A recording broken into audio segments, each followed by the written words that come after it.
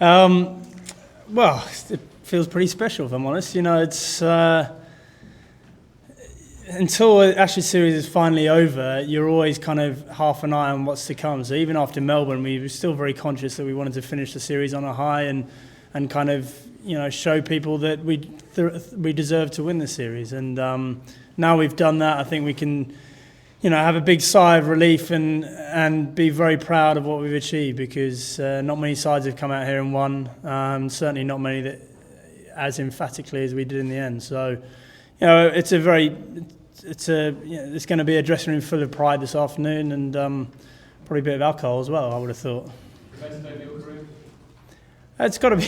I mean, how do you rank things? I don't know, but I think when you look back at the history of Ashes confrontations, what we've achieved here will be remembered pretty fondly, I think. And you said in Melbourne, you wouldn't tell us the secrets to your success until the series had come to an end. Here's your chance to tell us how you've done it. I just gave Cookie a few batting tips early in the tour, and that was it.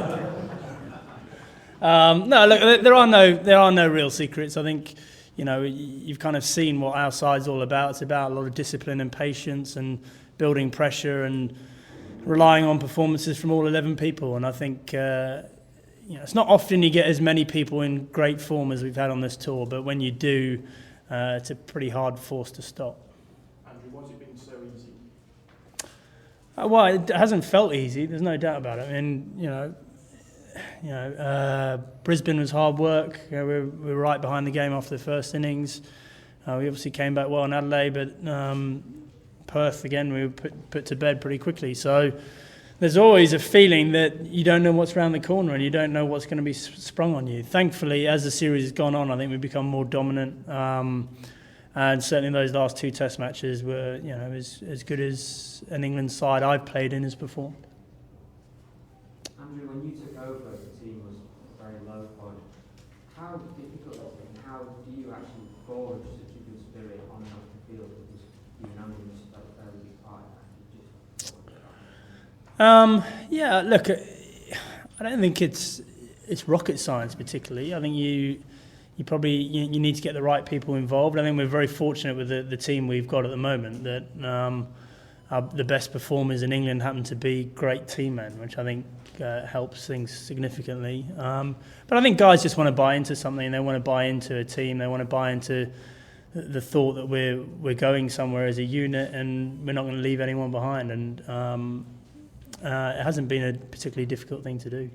Has the team performed in exactly the way that you hoped it would? You took over as captain. Has it made the progress that you hoped it would?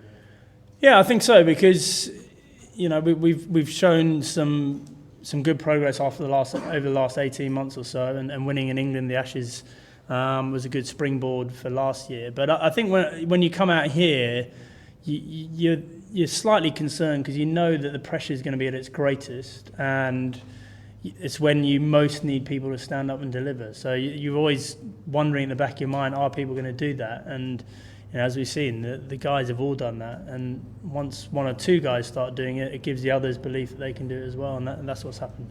Paul Collins was departing the scene, but do you see the nucleus of the side stays together for perhaps until the next Ashes series at least? Yeah, I'd certainly hope so. I mean, it's very hard it's impossible to look into your crystal ball and know what's going to come, because there are going to be injuries. Other guys are going to put their names up and say, I want to be part of the team, but the majority of the time the majority of the side should be hitting their peak years in the next couple of years or so. So that's encouraging for us. We've always got to be thinking about how we can improve and get better, and hopefully one or two guys will be sticking up their hands saying, I can add something to this team as well.